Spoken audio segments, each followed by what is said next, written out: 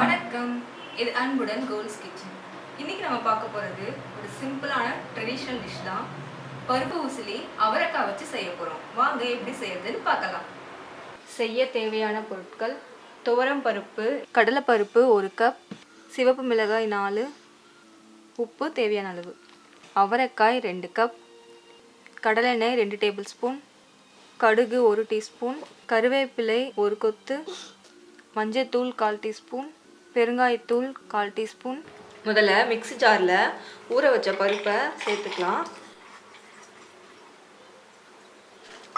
கூட 2 காஞ்ச மிளகாய், அப்புறம் தேவையான அளவுக்கு உப்பு சேர்த்து இது நல்லா அரைச்சி எடுத்துக்கலாம்.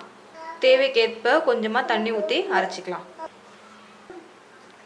ரொம்ப மையாக அரைக்க வேணாம், இந்த அளவுக்கு அரைச்சா போதும். ஒரு இட்லி பாத்திரத்தில் தண்ணி ஊற்றி கொதிக்க வச்சுக்கலாம்.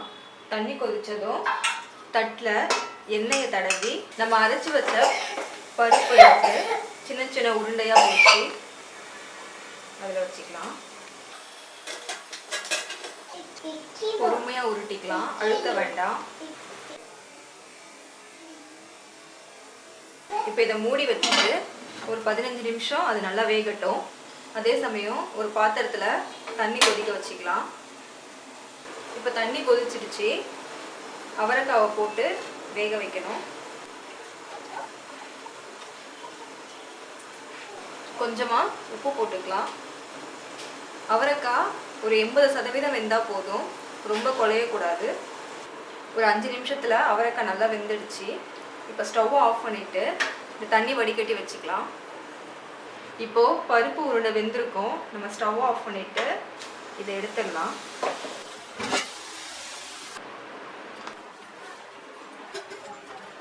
இந்த உருண்டையெல்லாம் ஒரு பாத்திரத்தில் மாற்றிட்டு நல்லா உடச்சி விட்டுக்கலாம். கொஞ்சம் ஆறுனதுக்கப்புறமா இதை உதிர்த்து வச்சுக்கலாம்.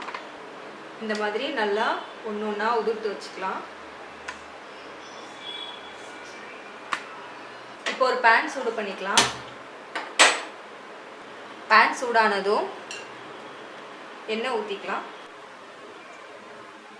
எண்ணெய் சூடாயிடுச்சு. 1/4 டீஸ்பூன் கடுகு போட்டுக்கலாம். கடுகு பொடிஞ்சதும் கொஞ்சமாக கருவேப்பிலை, காஞ்ச மிளகாய் சேர்த்து நல்லா கிளறி விட்டுக்கலாம்.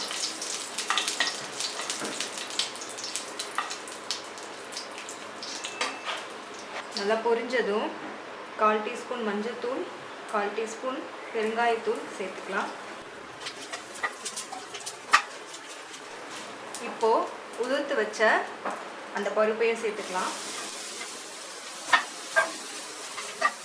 சேர்த்துட்டு நல்லா கிண்டி விட்டுடலாம்.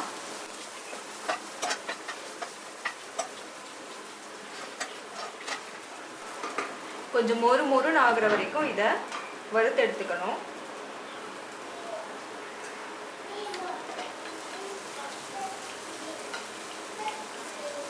ஒரு 5 நிமிஷத்துக்கு அப்புறமா இது நல்லா ரெடி ஆயிடுச்சு.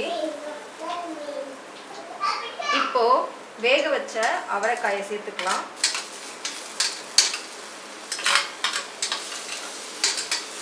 அவரைக்காய் சேர்த்துட்டு ஹை ஃப்ளேமில் வச்சு 1 நிமிஷத்துக்கு நல்லா இந்த மாதிரி கிண்டி விட்டு அப்புறம் இறக்கிடலாம்.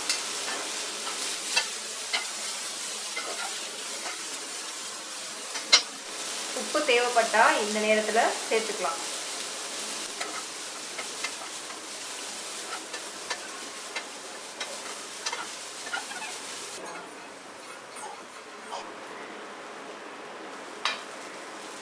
அவரைக்காவும் பருப்பும் நல்லா சேர்ந்ததும் நம்ம ஸ்டவ் ஆஃப் பண்ணிடலாம். சுவையான பருப்பு உசிலி ரெடி.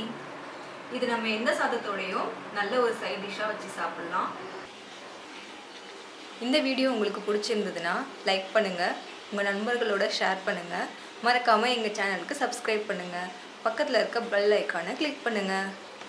நன்றி.